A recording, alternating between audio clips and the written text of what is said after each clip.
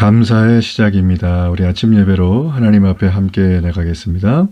오늘은 마태복음 4장 12절에서 17절까지의 말씀을 우리 함께 읽으시고 하나님 말씀을 전하겠습니다. 예수께서 요한이 잡혔음을 들으시고 갈릴리로 물러가셨다가 나사렛을 떠나 스불론과 납달리 지경 해변에 있는 가버나움에 가서 사시니 이는 선지자 이사야를 통하여 하신 말씀을 이루려 하심이라. 일러스되 스불론 땅과 납달리 땅과 요단강 저편 해변길과 이방의 갈릴리여, 흑암에 앉은 백성이 큰 빛을 보았고 사망의 땅과 그늘에 앉은 자들에게 빛이 비치었도다. 이때부터 예수께서 비로소 전파하여 이르시되 회개하라, 천국이 가까이 왔느니라. 우리가 오늘부터 살펴야 될 이 마태복음 4장 12절부터 마지막 25절까지의 말씀은 예수님의 세 가지의 사역, 그리스도의 3대 사역, 메시아의 3대 사역이라고 불립니다. 자, 우리가 23절 말씀에 보면 예수님이 이 땅에서 하신 게 세 가지예요. 가르치셨어요. 천국 복음을 가르치셨죠. 복음을 선포하셨어요. 그리고 복음을 또 전파하셨어요. 그리고 모든 사람을 치유하셨어요. 고치셨어요. 자, 이 세 가지의 사역, 가르치고 전파하고 치유하고. 가르치는 교회, 전파하는 교회, 치유하는 교회는 사실은 이거는 무슨 명목상의 어떤 표가 아닙니다. 교회는 가르침을 받아야 하고 또 잘 가르쳐야 하고 또 복음을 받은 분들이 복음을 전파해야 하고 복음을 가지고 잘 살아내야 되고 이를 통하여 육신의 질병, 영적인 질병이 깨끗하게 해결되는 것들을 경험해 가야 하는 거죠. 자, 그래서 오늘 이 모든 것의 근간이 되는 예수님께서는 어떻게 이 첫 사역을, 이 사탄의 이 마귀의 세 가지 유혹을 넉넉히 말씀으로 이기신 그분은 이제부터 본격적으로 하나님 나라의 일, 즉 메시아로서 하나님 아버지에 대한 얘기를 어떻게 하는가, 우리 그 부분을 좀 집중적으로 살펴보겠습니다.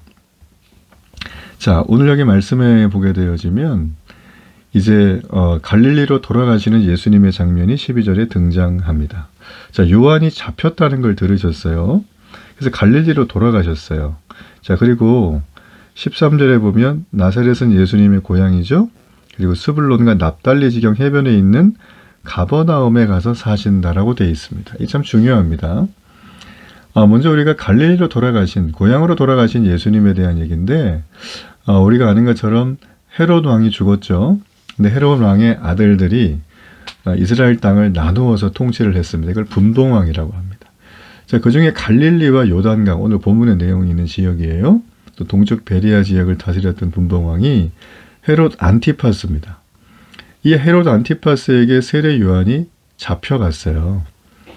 그리고 예수님은 요한이 잡혔음을 들으셨고 갈릴리로 물러가신 거예요. 그 당시 갈릴리는 이스라엘 땅 중에서 굉장히 비옥하고 인구도 많고 생산성이 높은 지역입니다. 거기가 이제 물이 있기 때문에 그럴 수밖에 없어요. 메마른 땅 지역에. 그리고 서쪽으로는 베니게가 있고 북쪽과 동쪽에는 수리아가 있고 남쪽에는 사마리아와 접해 있기 때문에 이방인들의 빈번한 교류가 있었어요. 그리고 이방인 거주자들이 굉장히 많았습니다. 자, 바로 이 지역에서 예수님의 사역이 시작이 된 거예요. 자, 예수님은 이제 자신이 자란 동네였던 나사렛에 오셨어요. 갈릴리 나사렛에. 그리고 바로 나사렛을 떠나서 가버나움에 가서 사시게 됩니다. 자, 마태는 지금 이 지역에서 예수님의 공생의 사역이 시작된 것을 오늘 선지자 이사야를 통하여 하신 말씀을 이루려 하심이라 이렇게 말했습니다. 자, 이 이사야 말씀은 이사야 9장 1절로 2절에 나오는 건데요.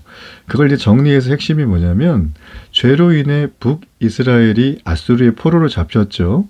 후에 하나님이 이들을 회복할 빛으로 오시리라는 예언입니다.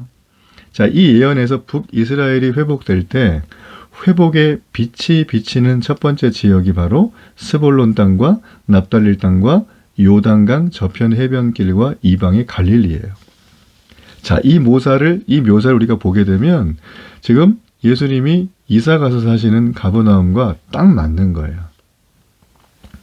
가버나움이 스불론 땅과 납달리 땅에 속해 있거든요. 예. 그래서 뭐 우리가 여러 가지 정황상으로 볼 때 예수님은 말 그대로 가버나움 그 지역에 가서 사셨다. 예. 여러분 그래서 갈릴리는 뭐 잘 아시는 것처럼 북쪽 갈릴리는 과거 아수르의 침공으로 이방화됐죠. 그리고 예수님 당시에도 여전히 이방인 거주자가 굉장히 많았어요. 말씀드린 것처럼. 그런데 너무나 우리의 마음을 또 우리의 생각을 전환하는 건 무엇이냐면 하나님의 회복의 시작이 바로 이 지역에서 된다는 거예요. 놀랍지 않습니까? 원래는 예루살렘 주변에서 유대인들에게 하나님의 회복의 시작이 되는 게 맞는데 그렇죠. 예수님의 공생의 사역 동안에는 사실 유대인들에게 집중하셨죠.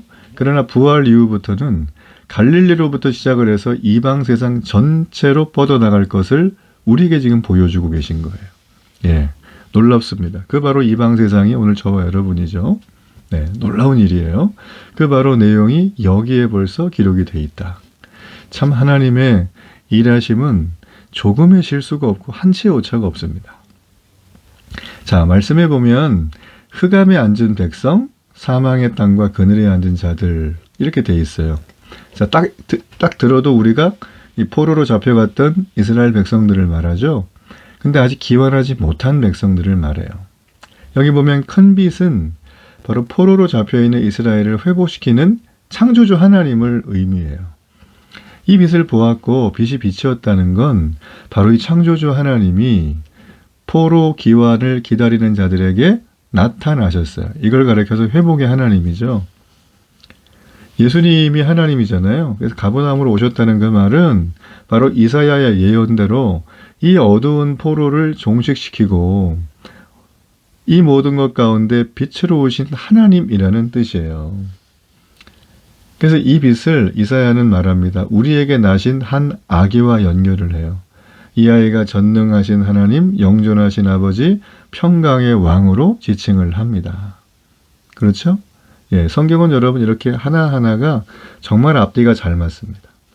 그래서 하나님은 마리아에게 잉태가 되시면서 우리 예수님은 말 그대로 우리와 함께 하시는 하나님이시다라는 표현으로 이 모든 성경의 흐름과 맥이 바로 지금 태어나시고 이 일을 감당하시고 빛으로 오겠다고 약속하셨던 성부 하나님의 약속이 이루어지는 장면이에요. 오늘 마태는 이사야가 예언했던 그 내용을 이 예수님의 첫 사역하는 너무나 중요한 이 대목에서 말씀을 그대로 인용한다는 거죠. 아마 제가 당시에 유대인들이었으면 성경 말씀을 다 정통하게 알았기 때문에 이 말을 듣자마자 대번에 알았을 거예요. 이 마태복음을 읽자마자 그분이 정말 메시아가 맞구나 이렇게 알았을 거라는 거죠. 여러분 우리가 나중에 깨닫지 말고 지금 하나님이심을 경험하고 깨닫는 시간 되면 좋겠습니다. 자, 17절의 말씀. 이때부터 예수께서 비로소 전파하여 이르시되 회개하라 천국이 가까이 왔느니라 이렇게 되어 있어요.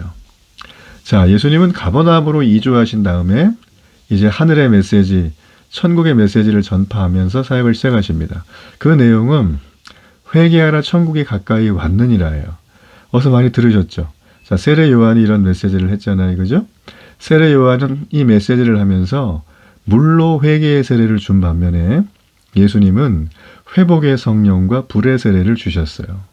예, 물과 성령이란 말이 바로 여기서 나온 거예요. 그래서 성령과 불의 세례는 예수님의 부활과 승천 이후에 성령 강림을 통해서 시작이 되기 때문에 이때까지는 세례 요한의 사역을 이어받아서 회개를 강조하신 거예요. 이해가 되십니까? 예, 그래서 회개는 물의 세례를 말해요. 그리고 불과 성령은 예수님의 부활과 승천 이후에 성령이 오셔야지만 시작이 되는 사건을 말하는 것입니다. 예수님은 이 시작하는 첫 메시지 속에서 이미 자신의 마지막 그리고 부활 사건까지 전체적인 하나님의 구원 계획을 말씀해 주고 계시는 거죠. 여러분 우리가 이 말씀 이렇게 짧은 말씀이지만 이제 비로소 천국을 전파하시는 예수님의 마음이 어떠셨을까요? 이 땅에 있는 하나님의 자녀들을 단 한 명도 아버지가 자기에게로 보내는 영혼을 잃어버리지 않겠다고 하는 굳은 결이 아닐까요? 오늘 우리에게도 그런 마음이 필요합니다. 천국 복음을 전파하는 것, 이건 우리가 세상에서 이 땅에서만 할 수 있는 거예요. 그리고 우리가 모든 하루의 삶을 살아가는 데 있어서 이거보다 중요한 건 없습니다. 여러분의 시간, 여러분의 생명, 여러분의 건강, 여러분의 모든 가지고 있는 삶의 지혜와 명철들이 바로 여기에 집중이 돼야 되는 거예요. 그렇죠? 예수님도 다른 거 하지 않으시고 이걸 먼저 하셨다는 걸 여러분 기억할 필요가 있습니다. 우리가 살폈던 이 말씀은 바로 예수님이 이 땅에 오셔서 하셨던 세 가지 중에 첫 번째를 나눴어요. 첫 번째. 복음을 전파하셨죠. 그죠? 오늘도 우리가 이 말씀을 마음에 새기고 이번 돌아오는 주일에 있는 새생명 전도 축제에 우리 마음 가운데 품고 있는 사랑하는 소중한 사람들 복음을 전해서 꼭 데려오는 은혜와 감동의 시간이 되기를 바랍니다. 결단의 기도를 드립니다. 살아계신 하나님 아버지, 오늘도 하나님은 가르치는 교회, 전파하는 교회, 치유하는 교회라는 고리타분한 표가 아니라 우리 예수님이 시작하면서부터 강조하시고 마지막 전체를 보여주신 복음의 생명임을 깨닫습니다. 이제 그 놀라운 감격과 복음의 생명을 나의 모든 시간에 가장 중요하게 여기며 먼저 전하고 나타내고 삶으로 살아가는 놀라운 믿음의 주인공이 되게 해 주옵소서. 예수님의 이름으로 기도합니다. 아멘.